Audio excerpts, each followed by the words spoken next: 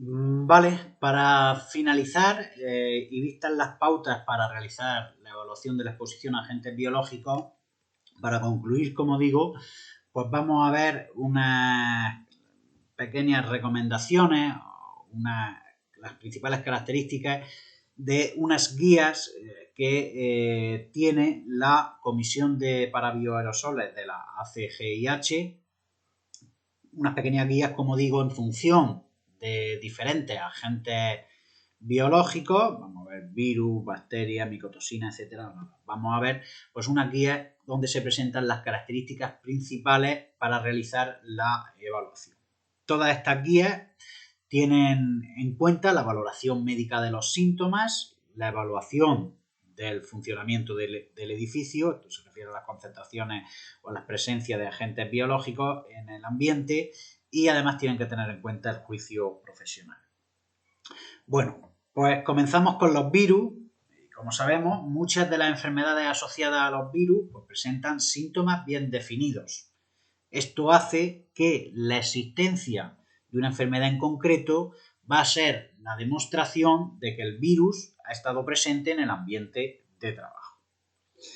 El hecho de que los virus sean parásitos obligados, es decir, necesitan de un ser vivo para su desarrollo, y por lo tanto somos las personas las que actuamos como amplificadoras y diseminadoras del virus, mediante el habla, mediante el estornudo o la tos, por ejemplo, pues el hecho de que seamos nosotros las personas las que podemos realizar la infección a otros seres humanos hace innecesario la evaluación del ambiente. Si os fijáis, aquí por ejemplo en el caso de la pandemia que estamos sufriendo del COVID-19, no se hace toma de muestras del ambiente, ¿vale? En el caso de los virus no suele ser necesaria o es innecesaria la evaluación del ambiente.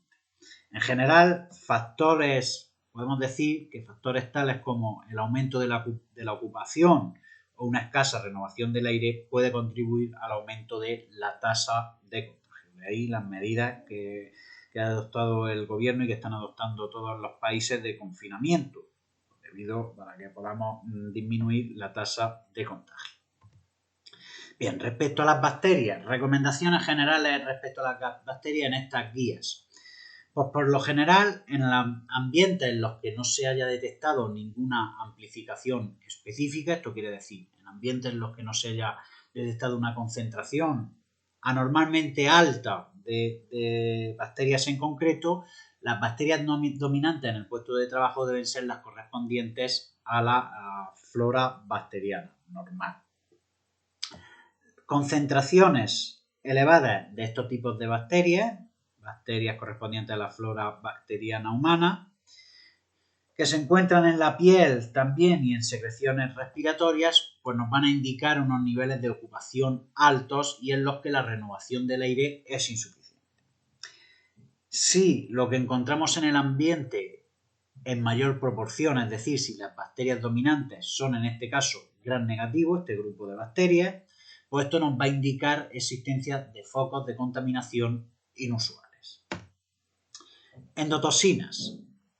Guía para evaluación de endotoxinas. Bueno, primero decir que las endotoxinas son componentes de las membranas externas de las bacterias gram negativas y son compuestos muy tóxicos que pueden causar fiebre y malestar, alteraciones en el número de leucocitos, alteraciones respiratorias, etc. Pues bien, respecto a las endotoxinas, que como digo son unas partículas que producen las bacterias, algunos tipos de bacterias, pues algunos autores sugieren que niveles entre 100 y 1000 veces superiores a los niveles medidos en el ambiente de control pues pueden suponer un grave riesgo para la salud de las personas. Bien, otro grupo. A ver si pongo esto así que vayamos por donde vamos viendo. Bien, comenzamos con guía para los hongos. Bueno, los hongos que habitualmente vamos a encontrar en el ambiente interior de un puesto de trabajo van a ser debidos, o deberían de ser debidos mayoritariamente a los hongos que hay en el exterior. Por lo que vamos a utilizar preferentemente el exterior como ambiente de control. ¿Vale? la cantidad de hongos, la concentración de hongos que encontremos normalmente en líneas generales, siempre estos son en líneas generales, la concentración de hongos que vamos a encontrar en el ambiente interior va a ser debida a los hongos que provienen del exterior. Así, la relación entre el interior y el exterior es prácticamente idéntica, va a haber prácticamente la misma concentración de hongos en el interior que en el exterior cuando el edificio esté ventilado de forma natural. Mientras que si nosotros la ventilación la hacemos de manera mecánica con filtración, pues debemos encontrar una concentración de hongos en el interior menor que la del exterior, ya que como los hongos provienen del exterior, pues si la ventilación es mecánica con filtración, deben haberse eliminado parte de los hongos. Si encontramos, teniendo ventilación mecánica con filtración, una concentración de hongos similar a la del exterior, es que tenemos ahí un problema. Puede haber algún foco de infección en referente a hongos en el interior. Respecto a las micotoxinas. Si hablábamos que las bacterias pueden producir unas partículas tóxicas, que son las endotoxinas, de igual manera los hongos pueden producir unas partículas tóxicas, que son las micotoxinas. Durante los procesos de destrucción de materia orgánica, que es utilizada como fuente de energía por los hongos, pues los hongos producen una serie de metabolitos secundarios. Y algunos de ellos son tóxicos para las bacterias, en cuyo caso hablaríamos de antibióticos, mientras que otros son tóxicos para los animales y los seres humanos.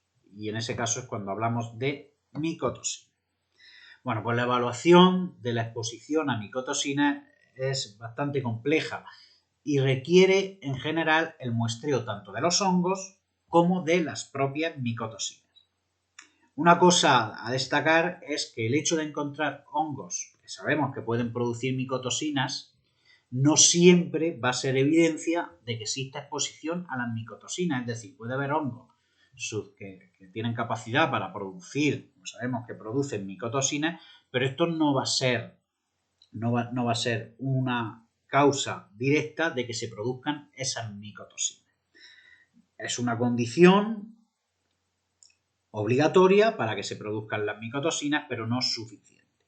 De todas maneras, el hecho de encontrar niveles inusuales de hongos que pueden producir micotoxinas, pues debería ir acompañada también en la evaluación del muestreo ambiental de esas toxinas, ¿vale? Bien, respecto a los alérgenos producidos por los ácaros del polvo. Bueno, en las últimas décadas se ha realizado un progreso considerable en la identificación, purificación y caracterización de estos agentes biológicos. ¿Qué características podríamos destacar? Bueno, pues debido a que los individuos sensibilizados reaccionan frente a dosis muy bajas de antígeno, es decir, los individuos que ya tienen una sensibilización a los ácaros del polvo, pues reaccionan frente a concentraciones muy bajas de los ácaros, de los alérgenos producidos por los ácaros del polvo, pues no deberíamos aceptar ningún valor de concentración de estos antígenos como seguro para esas personas. Es decir, una concentración muy baja de alérgenos de los ácaros del polvo, pues ya no sería aceptable. Bien. Y por último, los protozoos. El tamaño de estos microorganismos pues hace que su presencia sea más rara, es menos frecuente, ya que tienen un tamaño grande o mayor que los agentes biológicos citados anteriormente, y entonces estos tienden a sedimentar rápidamente, es decir, tienden a dirigirse hacia el suelo, hacia la superficie. De todas maneras, si existieran evidencias de que algún tipo de problema se puede relacionar con la presencia de estos organismos patógenos, pues se deberían analizar sus reservorios. Los reservorios, recordar, un reservorio de un agente biológico es el lugar donde preferentemente podemos encontrar esos agentes biológicos, donde se reproducen, donde se multiplican, así como humidificadores, aguas estancadas, etc. Pues bueno, pues si existen problemas que se pueden relacionar con estos organismos, debemos analizar los reservorios para poder determinar el origen de los problemas y eliminar así los focos de contaminación. Y bueno, y con esto habríamos terminado ya la unidad de trabajo número 6, que era medición de agentes biológicos. Recordar que todo el apartado, por hacer un pequeño resumen de agentes biológicos, vimos una introducción que era la unidad de trabajo número 5, introducción a los agentes biológicos. En la unidad de trabajo número 6, que es la que terminamos ahora, hemos visto todo lo referente a la medición y evaluación de agentes biológicos. Y por último, y como finalización tras la evaluación de la exposición, en la unidad de trabajo número 7 ya veremos medidas de prevención de riesgos por agentes biológicos.